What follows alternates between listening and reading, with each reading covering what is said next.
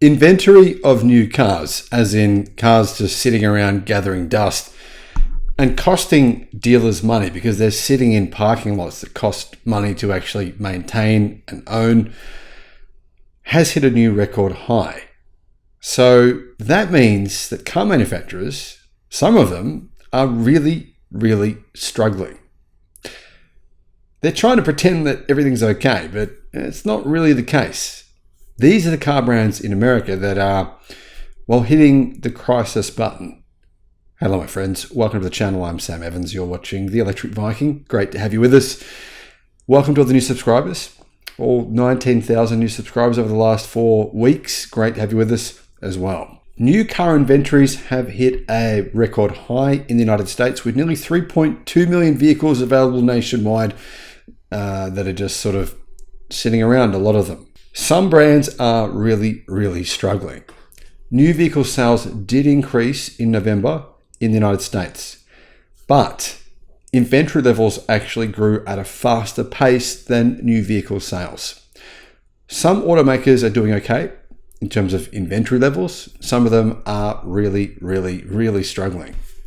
Sales rose by 6.5% in America last month, with 67,000 more cars sold compared to October. So you'd think that'd be a good number, but yeah, I mean, it's not for everyone.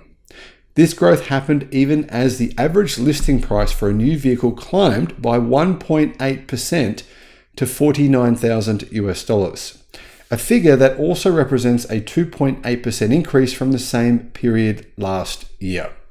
Meanwhile, the average transaction price of a new vehicle rose by $720 over the previous month, hitting $48,300. Now, you'd think in a market like this that, well, apparently, according to the mainstream media, EV sales are struggling, but in fact, they're not. Electric car sales are growing.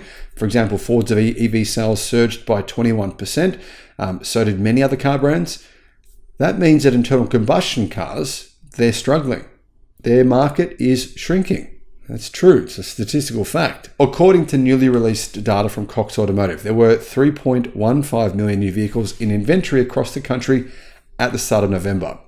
This is the highest figure we have seen in a very long time. Many automakers are sitting on much more than the industry-wide average. CarScoop says a few brands are managing tighter inventories, but many of them are not.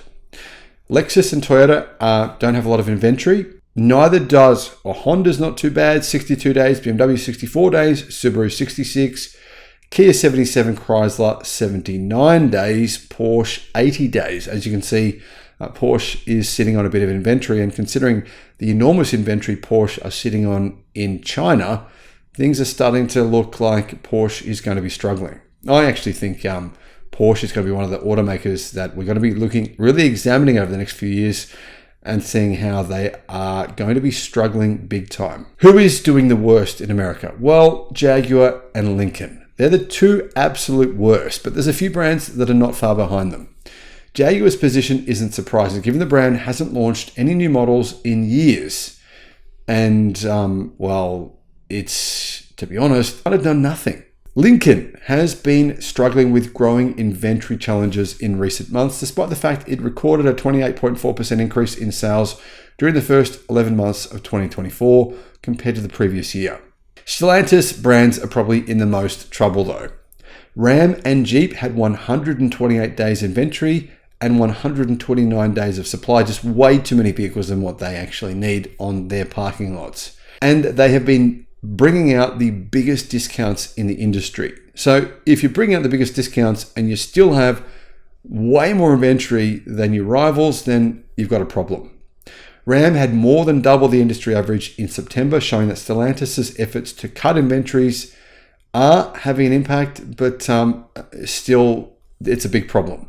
As you can see, there are other brands doing badly as well. Mini, 129 days. Mini has way more vehicles than they can sell. Buick, 128 days. They're also struggling. Ford has a lot, too much. 125 days of inventory for Ford.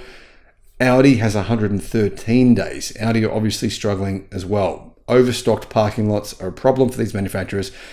It's a big issue for them because, remember, these models are a liability for them. A lot of car manufacturers like Nissan, for example, have heaps of old models from 2024, early 2024. They've even got 2023 models still in their parking lots, and they've got to wash these cars. They've got to maintain these cars. No one really wants to buy a vehicle that's been sitting out the sun for more than 12 months, gathering dust, looking older than when it was first in that car park. And as a dealership, you've got to pay for that lot. Like, the lot's going to cost you, right? That's part of your business model, to be able to continue flowing through cars and not having cars just sitting there. So this is a big problem for these manufacturers. Now, obviously Jaguar, they're kind of a dead company. I think that they're basically not even worth looking at. But the big issue here is, of course, Mini, Jeep, Ram, Buick, Ford, Audi, and Dodge, plus Nissan with 111 days. Now, as inventories continue to grow, keep in mind, we are moving towards EVs. The transition is happening. Even if the media is trying to tell us that it's slowing down or the truth is that a lot of these manufacturers haven't really taken electrification all that seriously. So they're making a loss on the EVs that they sell. So even though EV sales are growing, losses are increasing because they lose money on every single vehicle. And unless they were to take electrification much more seriously, they're just being disrupted by China. Now, keep in mind, most of these brands, if not all of them, sell cars in China, and it's a much bigger market than America. About 31 million cars were sold in China this year. America is going to be around 16 million. I mean, it's nearly double the size of the American car market. So these manufacturers are being squeezed not only in America, but also in China. They're being squeezed in the two largest car markets in the world at the same exact time. Let me know how you think this is all going to play out in the comments.